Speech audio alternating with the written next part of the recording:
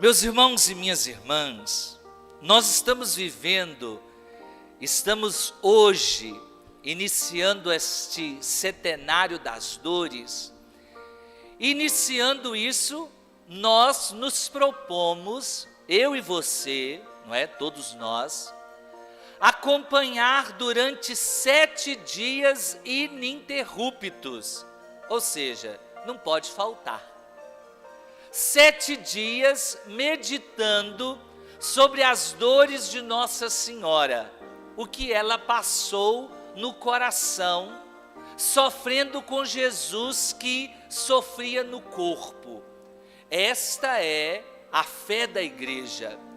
E é por isso que nós vamos dedicar uma semana contemplando esses sinais na vida da Virgem Maria, para que a gente possa abrir o nosso coração para o mistério de Jesus. Muitos podem pensar, não é? Nós vamos fazer aqui só um ato de devoção diante da imagem de Nossa Senhora das Dores, que ocupa o lugar da nossa padroeira, mas não é isso. Nós vamos fazer durante esses 7 dias um retiro espiritual para prepararmos-nos todos para sermos e estarmos presentes em Cristo na Semana Santa. E hoje, o Evangelho da Missa conta uma história que nos ajuda a compreender como deve ser a nossa fé. Jesus tem um amigo chamado Lázaro, que adoece, que morre, e que Jesus, depois de 4 dias, vai lá ressuscitar esse morto, trazer esse morto à vida. Vocês imaginam? Se nós tivéssemos um parente, um amigo, que morreu há 4 dias, chamássemos Jesus para poder ressuscitar esta pessoa, o que nós sentiríamos no coração? Alívio ou desespero? O que vocês acham? Eu não pediria Jesus para ressuscitar ninguém, pelo amor de Deus. Ainda mais depois de 4 dias, e a irmã dele diz, já cheira mal. Quem é que quer mexer com o defunto depois de 4 dias? Ninguém. Mas percebam uma coisa importante que nós estamos vivendo, e eu falei isso no 3º domingo da Quaresma. Eu disse para vocês que nesse ano, o ano A, nós iríamos ler evangelhos que falavam do batismo, preparando o nosso coração para a gente renovar as nossas promessas batismais no Sábado Santo. Nós lemos o Evangelho do cego, semana passada, lemos o Evangelho da Samaritana na semana retrasada, e hoje nós lemos o Evangelho de Lázaro. O que esse Evangelho quer falar para nós? Que Jesus ressuscitou morto? Não. Nós não podemos parar nessa informação. Jesus está, ou seja, os discípulos estão nos ensinando o seguinte: o batismo é uma realidade tão forte na vida do cristão que ele se assemelha ao momento em que nós passamos pela experiência da morte corporal. Eu sei que todos vocês, eu falo isso direto e reto, e eu gosto muito da nossa igreja, do nosso santuário, porque o que está escrito na porta do nosso santuário, no chãozinho ali do santuário? Aqui nasci para o céu. O batismo é o quê? Um nascimento para o céu. Amanhã, inclusive, nós vamos ter 9 crianças que vão passar por essa experiência do batismo. E essa experiência do batismo é a experiência sacramental da morte que nós passamos pelas águas, morremos com Cristo e ressuscitamos com Ele. O Evangelho não quer falar que Jesus ressuscitou alguém dos mortos como se fosse um milagre extraordinário, não. Jesus está dizendo para nós, eu e você passamos por essa ressurreição quando os nossos pais nos trazem à igreja e o padre derrama sobre a nossa cabeça a água e diz assim, eu te batizo em nome do Pai, do Filho e do Espírito Santo. Nesta hora, aquela criança, aquela criatura, ela morre para o mundo e ressuscita para Deus de uma maneira sacramental. Ela vai experimentar a morte daqui 30, 40, 50, 100 anos, não interessa. E vocês, quem é que já veio aqui numa encomendação de algum irmão morto? Levanta a mão. Quem já teve aqui? Levanta bem alto para me ver. Ah, muita gente. Qual é a oração que eu faço na hora que eu estou terminando de fazer a encomendação do corpo? Eu digo assim, Deus que começou esta obra no dia do teu batismo, complete agora esta obra começada. Vejam, o que nós estamos vendo no Evangelho é uma catequese sobre o nosso batismo. Nós, meus irmãos, morremos para o mundo e ressuscitamos para Deus. Porque, imaginam, se Jesus ressuscitou Lázaro da morte, trouxe Lázaro para este mundo de novo, e isso fosse importante, Lázaro poderia morrer de novo? Não, e Lázaro morreu. Alguém está vendo Lázaro andando entre nós aí? Lázaro morreu de novo.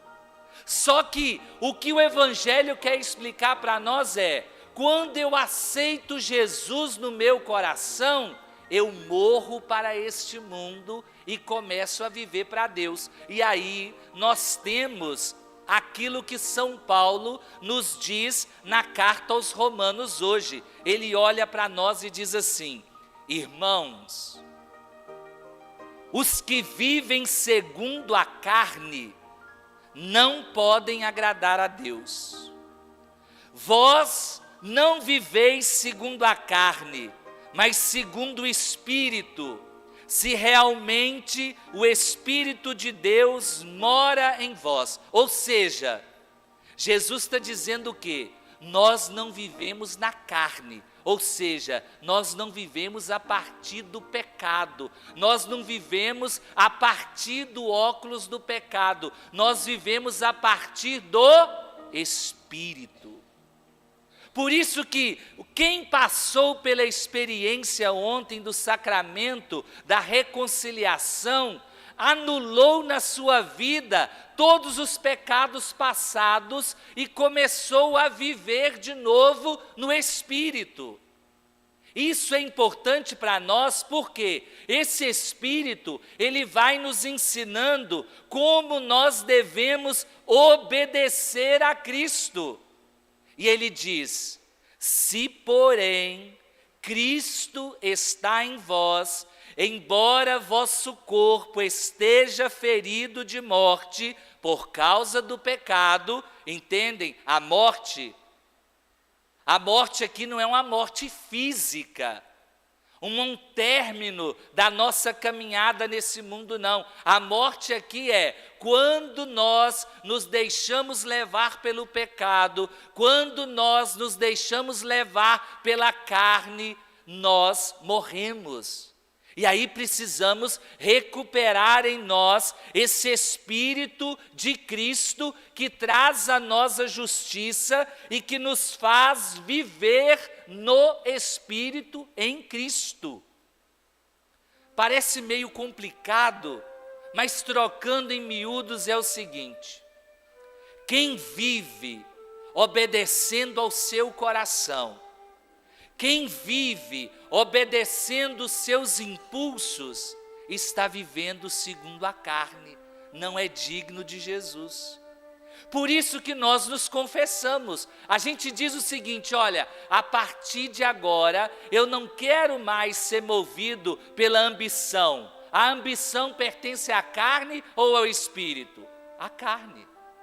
Eu não quero mais viver fofocando sobre a vida dos outros. Eu não quero mais viver desejando as coisas dos outros, a mulher ou o homem dos outros. Eu não quero mais viver desonrando meu pai e a minha mãe. Eu quero viver segundo Cristo, a partir de Cristo, porque Ele me dá vida nova. Ele me dá alegria no espírito. É o que o profeta Ezequiel nos diz hoje: meus irmãos, quando Deus abrir as nossas sepulturas, nós sairemos dela e Deus colocará em nós o seu espírito, para que possamos viver na terra que Ele prometeu para nós. Quem se confessou ontem, não levanta a mão não, porque pode ser que alguém se envergonhe porque perdeu a oportunidade. Mas quem se confessou ontem, abriu a sepultura, na qual estava sepultado pela morte do pecado, e ressuscitou para Cristo. Vejam como isso é forte. Não é só a gente vir diante do Padre e confessar os pecados, não. Isso causa em nós uma mudança radical. A partir de agora, eu não quero mais viver segundo a minha cabeça, segundo o meu modo de pensar. Eu quero viver segundo o Espírito de Deus. Por isso que a Quaresma, nós estamos vivendo esse tempo. Eu tenho certeza que muitos de vocês experimentaram a graça de saírem da sepultura e hoje estão vivendo segundo o Espírito, mas é preciso se esforçar, porque senão a gente pode voltar de novo à sepultura, não pode? Nós não podemos experimentar o pecado de novo, então é preciso ter força, é preciso rezar, é preciso clamar a Deus para que Ele nos ajude todos os dias, de quando acordamos até quando vamos dormir, para que Ele nos ajude a vigiar e não permitir que a morte e o pecado de novo penetrem em nós. É simples, não é? É simples. É simples. Compreender isso é muito simples. Agora, o difícil é viver. Você imagina, viver isso no dia a dia, eu tenho que estar totalmente concentrado. Porque se eu não estiver concentrado, na hora que alguém chega perto de mim, começa lá a falar alguma coisinha, desperta dentro do meu coração o espírito de fofoca e eu começo de novo a entrar pelo caminho da morte. Chega alguém perto de mim, ou passa alguém mal vestido, de maneira indecente, e logo acende dentro de mim a vontade e o desejo da carne. Se tem, por exemplo, um dinheiro dando sopa, o espírito mal sopra no meu ouvido dizendo: pega, não tem importância, não tem dono. Vocês entendem como é? Se nós não ficarmos despertos e atentos, nós voltamos de novo ao sepulcro. E Jesus não quer isso de nós. Jesus quer que pelo menos nós nos mantenhamos firmes, tranquilos, felizes e alegres, para podermos, de certa forma, estender na nossa vida essa vida espiritual que nós alcançamos no dia de ontem. Quem não teve a oportunidade de se confessar, semana que vem ainda dá tempo. Semana que vem ainda estarei aqui, por aqui atendendo. Mas se você deixar a graça de Deus passar, sinto muito. Se com 4 dias Lázaro já estava cheirando mal, imagina nós depois de 40 dias. Deus me livre. Então peçamos a Jesus a graça, que sejamos transformados por seu Espírito e conduzidos por Ele, para que possamos, eu e você, mantermos firmes em nós esse propósito de viver segundo Jesus, de amar a Deus e de procurar todos os dias da nossa vida viver segundo os mandamentos daquele que nos criou. Amém?